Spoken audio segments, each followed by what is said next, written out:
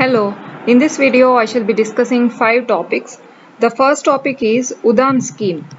The full form of UDAN is Uday Desh Ka Aam Nagrik. So this is the full form of the scheme. So this is about regional connectivity. So in order to have fair connectivity between different regions in the country, this scheme has come up. That is UDAN Scheme. And this is in particularly going to improve the regional airport development. So this is an initiative of regional airport development. So all the regional airports in the country will be developed and not international air travel, but interstate and north to south connect. So these kind of air travels will be developed under UDAN scheme, that is Regional Airport Development Initiative. This is under the aegis of Ministry of Civil Aviation under the Government of India. So the aim of UDAN scheme is to make air travel affordable to common man in India. So affordable air travel is the main purpose of UDAN scheme. And under this scheme, the airports will be made operational. There are so many airports in India that are under serving or not serving at all. So all such non-operational airports are going to be made operational by UDAN scheme. They are going to be developed, and development initiatives are going to be taken up in those airports that are not operating well. And new heliports are also going to be coming up through UDAN scheme in India. So recently UDAN scheme entered into news because 22 new routes are recently launched for these state or regional air travel. That is 22 new routes are added in this particular air travel inside India. So under UDAN scheme. So this is how UDAN scheme entered into news. The next topic is TDOV. The full form of it is Transgender Day of Visibility. So this is an international day observed annually, International Transgender Day of Visibility. This is observed every year on March 31st. So a US-based activist has started this observation of TDOV. That is, she is Rachel Crandall of Michigan. So she is a US-based transgender activist, and she founded this day, International Transgender Day of Visibility, in the year 2009. So since 2009, annually every year we are observing March 31st as this day.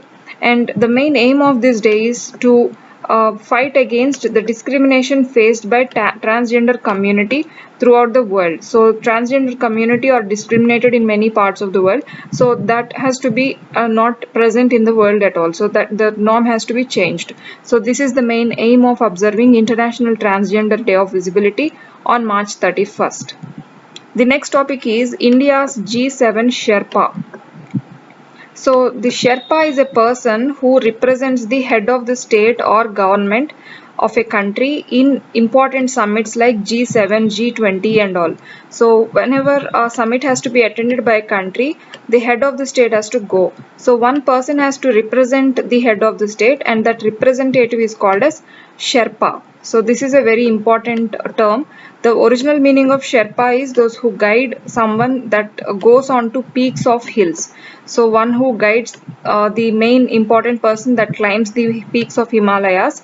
So like that, he is going to be a guide, or he is going to be a representative for the head of the state or head of the government. So India's G7 Sherpa, we'll see who he is.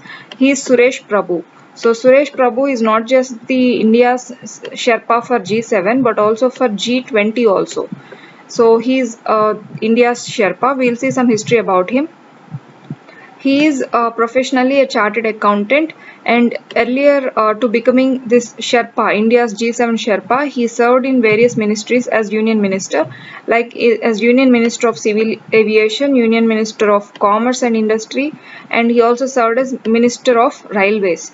So these are the main prominent positions he has taken up in the government of India before becoming India's Sherpa for G7 and G20.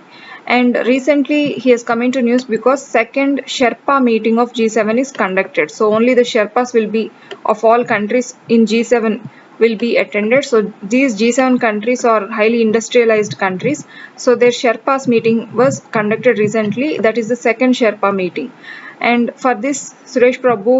Suresh Prabhu has attended. And the two main topics that are discussed in Sherpa meeting were G7 presidency agenda of the United Kingdom and the preparation for COP26. Conference of Parties will be held in a few months. So, in order to prepare the countries for this summit of COP26, the discussions were also made in this Sherpa meeting of G7. So, these are the two topics that are discussed in this meeting, attended by Suresh Prabhu from India. So, this is India's G7 Sherpa. The next topic is World Immunization and Logistics Summit. Recently, World Immunization and Logistics Summit was held on March 30th in this year. So the hosting country was United Arab Emirates. It is a Middle Eastern country and the city was Abu Dhabi city in UAE. So Abu Dhabi city was the host for World Immunization and Logistics Summit. So this summit is held as an initiative of HOPE Consortium. So we must be knowing by now what HOPE Consortium is. It is taken up during COVID-19.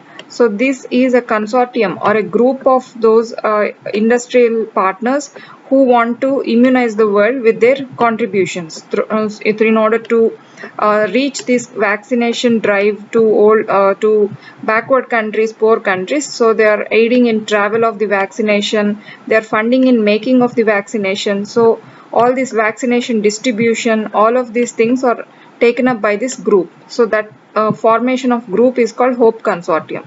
So as an initiative of HOPE Consortium, this summit is held. So the two things that are discussed in this summit were global ability to combat COVID-19, how far we must improve our abilities in combating this COVID-19 pandemic, and also how much should we ensure for healthy future of the country post COVID-19. So these are the two topics that are discussed in World Immunization and Logistics Summit. And this is taken up by, or this was held under the aegis of Ministry of Foreign Affairs and International Cooperation of Government of UAE. So the Government of United Arab Emirates and the Ministry of Foreign Affairs and International Cooperation under this government has taken up this World Immunization and Logistics Summit in Abu Dhabi city. The last topic for today is VAJRA PRAHAR. VAJRA PRAHAR is the name of an exercise that is Joint Special Forces exercise. As I am telling, this is a joint exercise. This is in between two countries, that is India and the US. So Joint Special Forces exercise for 2021 was held in Baklo, Himachal Pradesh. And this is the 11th edition of the exercise. So far 10 editions are finished between India and the US of VAJRA PRAHAR. And this is that was recently held in 2021 was the 11th edition of VAJRA PRAHAR. And it was held in Baklo, Himachal Pradesh. In Baklo, we have the School for Special Forces, Training School for Special Forces. So it was held in this particular place. And here two main things will be done in this Joint Special Forces exercise.